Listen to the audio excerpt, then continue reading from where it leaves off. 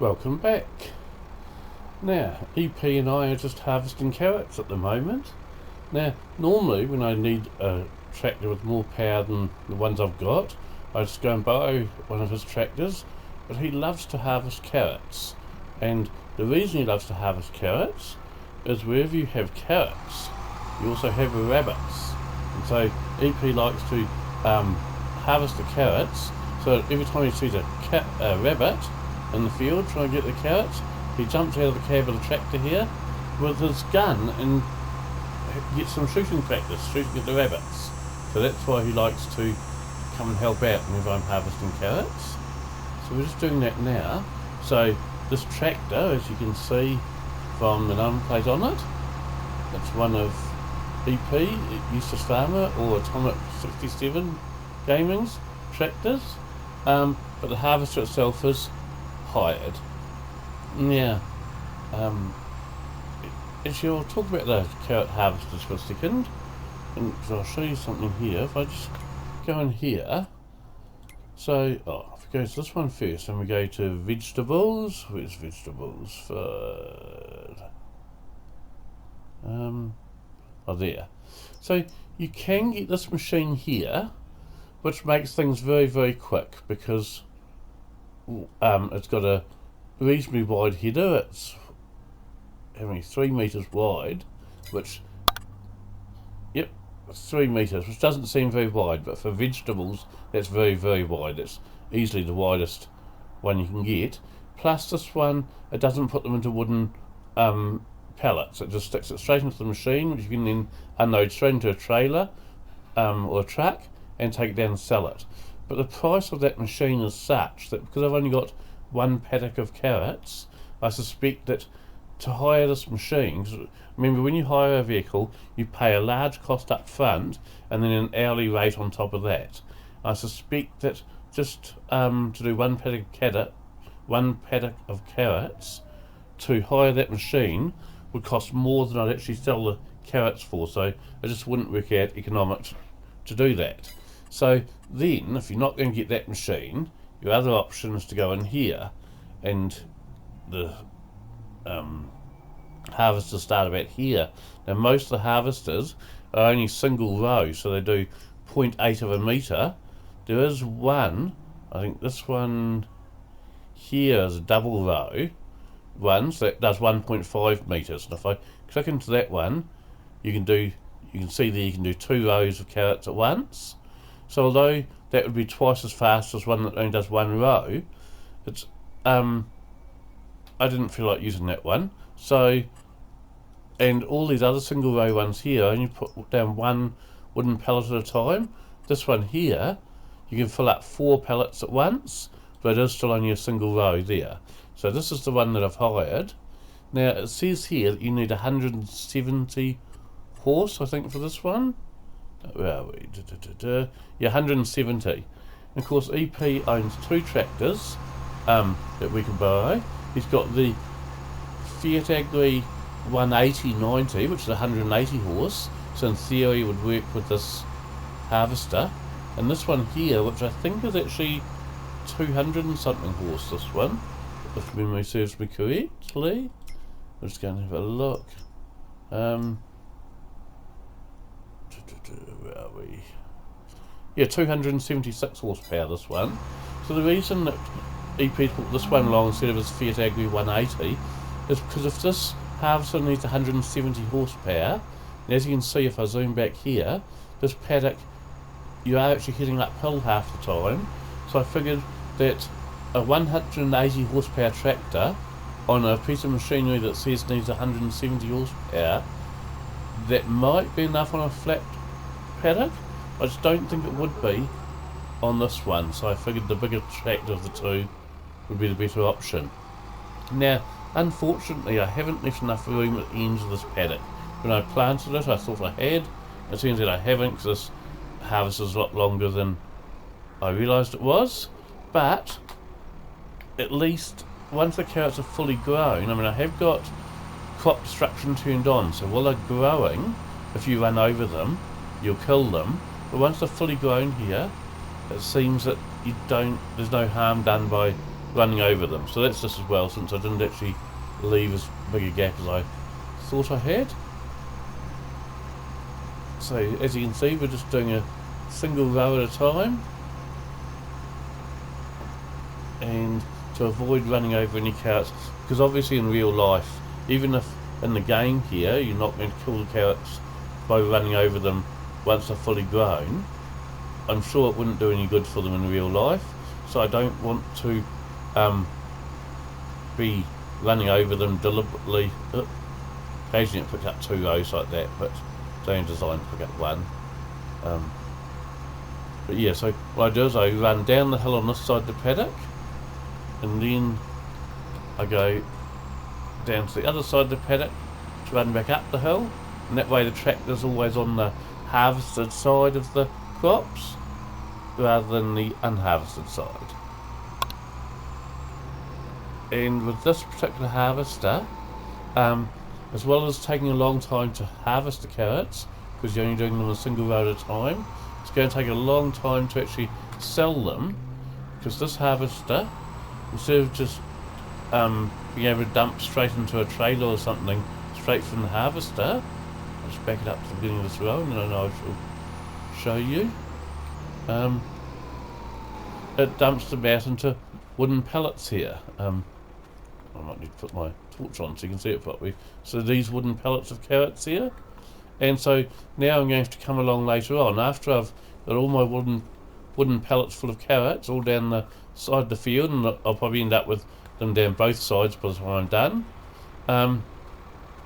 I then have to come back with the tractor with a set of forks on the front and a flat deck truck, and pick up all the carrots and put them on the truck to take them and sell them. So it's not going to be a fast process to sell them either, which is why I've got my time turned down to 0.5 at the moment. So 5 minutes. I missed some of that road here.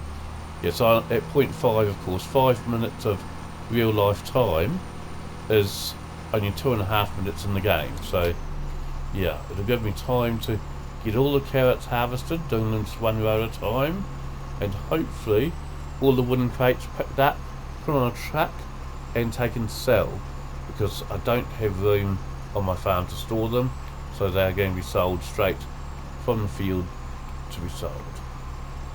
And yet really appreciate Eustace Farmer helping me out here with his tractor to harvest the carrots. As I said, he enjoys doing it because he gets to do some shooting whenever he sees a rabbit in the field. Now, the other reason I was going to do this video is AK asked me some questions in my last video, which was the one from the American Car Day. I referred to Utes, and I said that Utes are what we call pickup trucks. What you call a pickup truck in America, we call them Utes here. Now, AK was absolutely correct in saying that Ute was an Australian term. It absolutely is an Australian term. Of course, New Zealand and Australia are pretty much next door to each other, so a number of Australian terms get picked up by Kiwis and vice versa, I suppose. But there's a long answer and a short answer, and I'm going to give both because the short answer won't really give me any information. So a Ute is just another name for a pickup truck. Any kind of pickup truck, it's called a Ute. He assumed that perhaps a Ute was just a unibody pickup truck, and it's not. It's any kind of pickup truck. But I am going to show you what unibody pickup trucks are, and because he did sort of ask a wee bit about that. Now, I don't think unibody pickup trucks.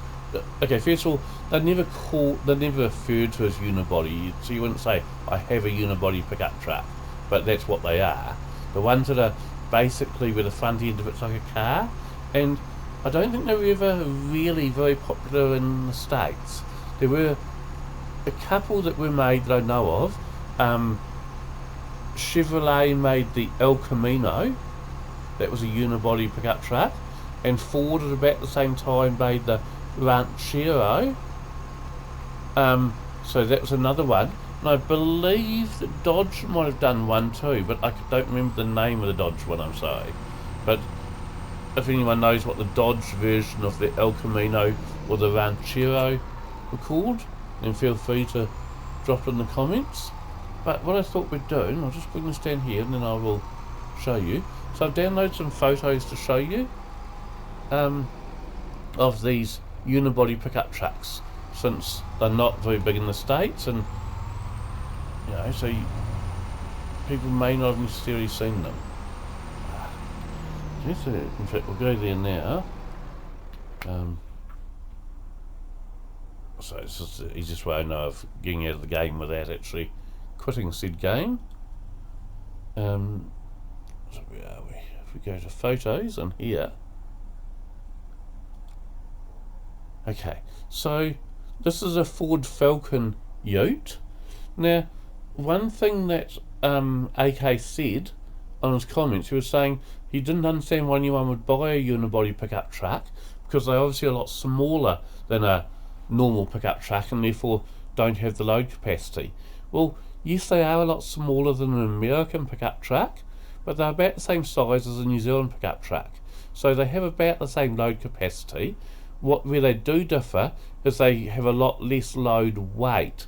So a unibody pickup truck like this could probably only carry about half a ton, whereas a more traditional pickup truck can probably carry about a ton, so twice what one of these will carry. But if you want to carry things that don't weigh a lot, then these can be quite useful, and they're also, of course, a lot sportier than a normal pickup truck. So this is a 1971 Ford Falcon, and this one would be late 80s, early 90s Ford Falcon. And as you can see, again, it's got the unibody look to it. And then Holden, who remembers what GM get called here in New Zealand. Oh, so the other thing I was going to mention there is the advantage of a unibody pickup truck is you can also get them as panel vans. Now, panel vans, I don't think were ever something that was really very big in the States, but there was such a thing, because there is a panel van, an American panel van. So this would have been made basically from a 1956 Ford F100. And you can see how it's got a whole van body shell on it, and that's all steel. So it's like having a canopy on the back, but it's actually steel. This, by the way, the 1956 Ford is, in my opinion, the nicest looking ute or pickup truck ever made. Full stop. No arguments there. This is it. Okay, this is the king of pickup trucks, and if you think it's something different, then you're just wrong. I'm sorry, it's as simple as that. But so yeah, and there's the Ford Falcon pickup truck done as a pedal van. So this is all part of the body. It cannot come off separately. Okay, so that's a Ford Falcon panel van. There's a Holden unibody pickup truck. This one's from about 1971. And here's another one which was a lot later than that. This one's probably from the 2000s, this one. And yes, you could get those as panel vans as well. So again, this isn't a canopy on the back of a pickup truck. This is all part of the hard body shell. They actually took off the normal roof and things to put this on. So that's not removable. Okay, but both Ford and Holden stopped making these in the about 5 or 6 years ago. They stopped making the unibody pickup trucks. So I don't think any company makes a brand new unibody pickup truck any longer. And the other pickup trucks are things like this. So this is a Toyota Hilux, and this one's got the I think it's called the super cab. So you have the single cab, you have a double cab, and the super cab is sort of halfway in between. So it's slightly longer than a single cab, and normally has two very, very small jump seats you put very small children in. But I also took a couple of other pictures, or showing a couple of. So I mentioned on that video the other day that in New Zealand, if you ask for a double cab ute, they shorten the deck to give you the extra cab space, so the whole thing's still about the same length as a single cab, unlike in America where you lengthen the chassis instead. So here's a double cab Toyota Hilux. You can see the deck on it's a lot shorter because you've got the double cab.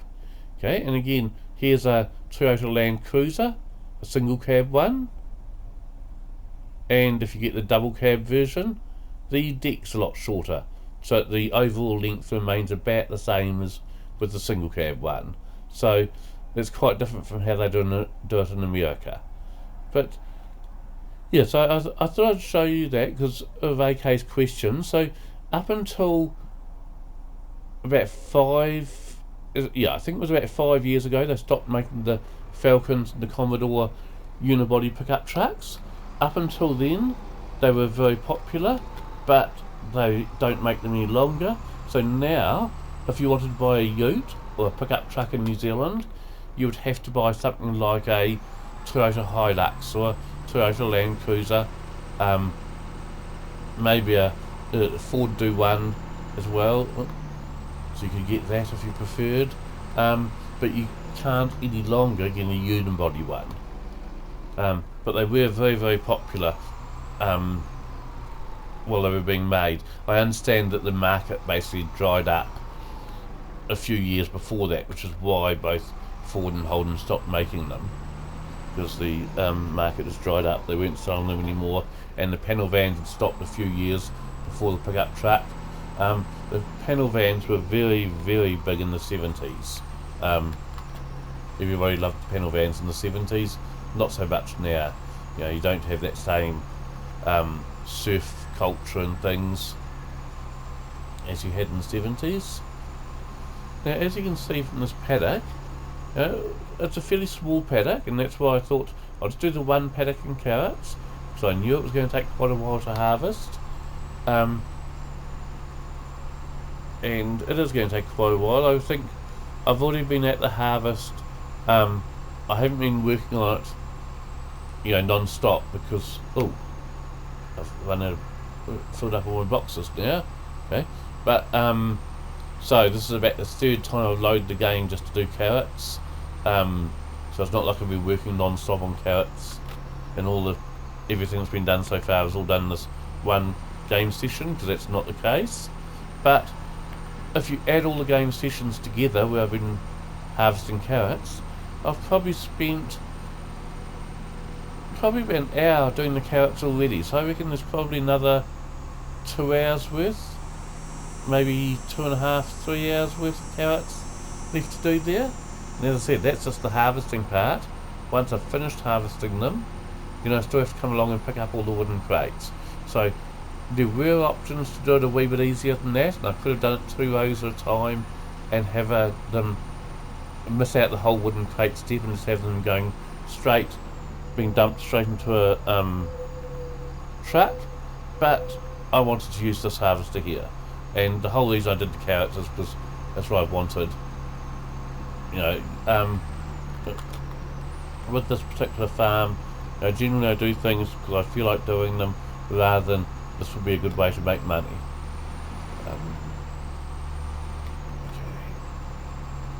And then I need to press that one to get more wooden crates. You can go and buy the crates at the shop and manually load them, or you can do what I've just done right there and just pay for the crates, have them dumped straight into the harvester there. I do quite like this harvester with the 4 wooden crates there. I don't know, this is only the second time I've done carrots. The first time was also on this map, interestingly enough. I did both this paddock and the one next door. I started off with this harvester that I'm working with right now, and got this paddock finished and the one next to it started, and by the time I got the next paddock started, I was just so done with harvesting carrots. So I ended up going and hiring that big harvester that does about 3 metres at a time to finish off the second paddock, and that's why this time I decided to only do the one paddock, because I knew that by the time I'd finished harvesting this one paddock I'd be sick to the back teeth of harvesting carrots. But I do like this. I suppose part of the reason I like it, and why is that not working? I thought I'd lowered it and turned it on. I hadn't. Anyway, I think the reason I like this is just 'cause it's something different, so you're not using a normal combine harvester. At the same time, it's something that probably could be done in Ireland. So, like the cotton harvester is obviously something different to use, but it would never ever be warm enough in Ireland to harvest cotton. So I can't really do that, and I like doing things that are a bit different. For the same reason, You know, sometimes I might do potatoes or something. As I said, with this particular farm, because I've only got 2 grain paddocks, so the reason I've got them really is to do the wheat to get the hay bales, the straw bales afterwards. But I've got plenty of straw bales at the moment, so having these 2 paddocks also a good chance to think, okay, what do I feel like doing? What's something a bit different that I just feel like doing? And the answer was carrots this time, so that's why we're at it. And this video's going to get a bit long now, perhaps, so I might just go down this row here and then I will leave you. There will be another video in a couple of days. It's Thursday today here in New Zealand. Now Friday, so tomorrow, is Waitangi Day, and so I don't have to work tomorrow, but I do have a Lego show to go to. Now this one's a wee bit different from most Lego shows.